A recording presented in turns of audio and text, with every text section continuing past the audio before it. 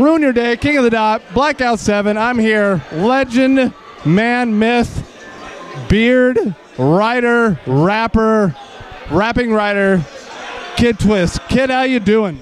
I'm great. How about yourself? I'm doing dandy. Now, this is your 10 millionth King of the Dot event. Happy anniversary. Yeah, thank you very much. If you had to describe King of the Dot's rise from you battling Poe Rich in the street to where we are now at the Capitol Room, what do you think King of the Dot owes its biggest success to? Is it you?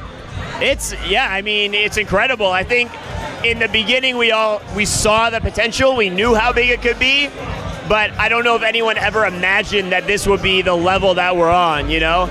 It's like we're Banksy, you know? We started out just writing like really obvious slogans about how the government sucks on the side of a building, and now we're like bringing elephants into an art show with Brad Pitt, you know? So it's crazy. Yeah, King of the Dot has obviously come a long way. Is there anything you miss about an underground 240p recorded Battle League? Like, is this event too loud for you? Are there too many people? Is there something you wish you could have back that you can't? I miss like squinting at the pixels to try and figure out which rapper I am when I watch my own battles, you know?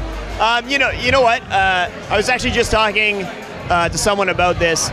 In this venue, it's amazing because you're on a stage, you're really performing for the crowd, which is great, but that's a very different vibe from what we used to do, where it felt like it was really just like a small group of friends, and when you were rapping, you were kind of like joking around with your buddy right there. Like when you were playing to the crowd, it was like you were just talking to your group of friends in the room. So it worked really well for my style too. So part of my comeback a few years ago was really figuring out how to work on the big stage. So it's definitely a change. I do kind of miss that vibe of just delivering a joke and seeing the guy standing right here killing himself laughing at it.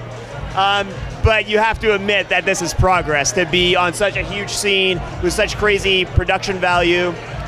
So I have nothing bad to say. You know, there are always pros and cons. Maybe one day we'll throw like an exclusive small room event, you know, big bands do the small room shows sometimes.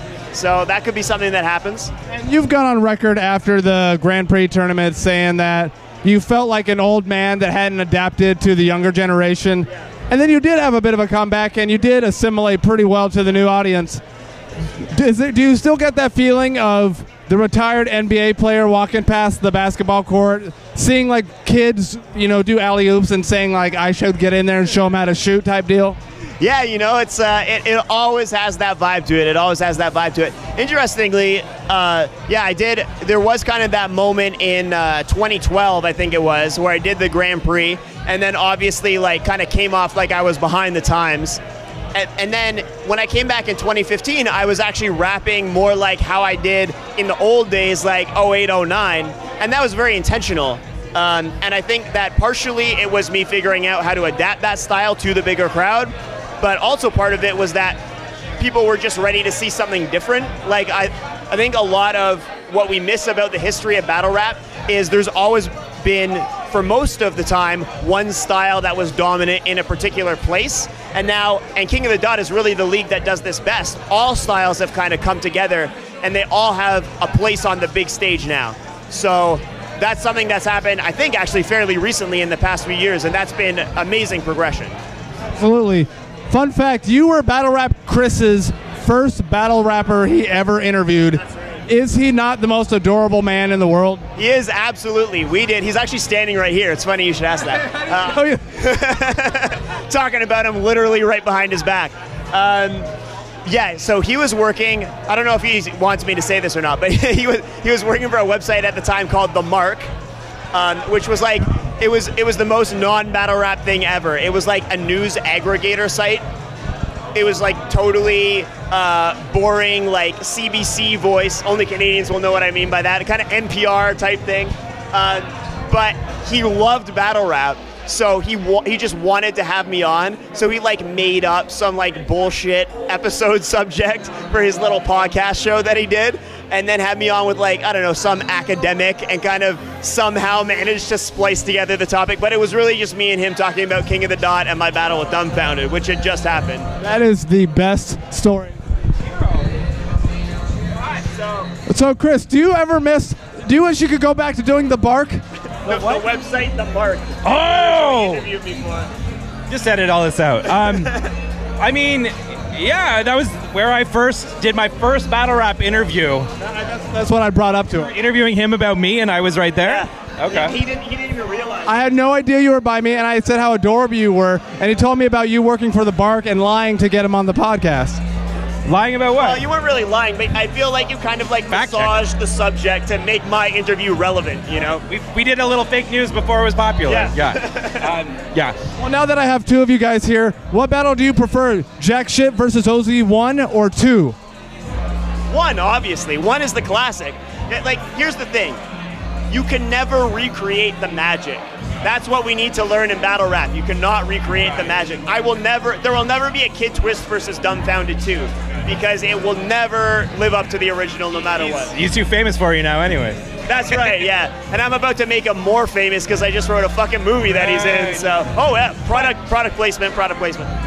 Jack Shit versus OZ 1 or 2. I think the thing is that it fits so perfectly as a 1-2 punch when you watch the first one and then you see his redemption and how he takes everything he had said and like turns it into fire. And I think it's one of my favorite, like, if you've never watched a battle, here, watch these two, and you get so much. Like, you don't need to know the background, you don't need to know the characters. You just see a guy fail so spectacularly and then redeem himself, which is kind of a cool narrative in 20 minutes of footage. I made a tribute video to that, and I can't remember anything of it, but I knew it was amazing. And so, since you probably have your own weird answer you've said a million times, Chris, if Kid Twist could come back and battle rap one more time, who would it be against, and who would you want it against? One of my favorite quotables of all time in battle rap is not from a battle, it's from a Kid Twist press conference where he said at Blackout 5, I don't remember this at all. They said, it's your return to battle rap, how do you feel? And you said battle rap isn't something that you retire from, it's something that you relapse back into. That is 100% true. And so I think that's such a beautiful sentiment, that it's like, a comeback is just, it's just that. It's not out. It's scratching the itch. Sometimes you gotta ride the dragon one more time, But who should you battle? Don't say frack. No, I wouldn't. Cool. In like maybe a Gully versus Gannick situation, I think that'd be a cool battle.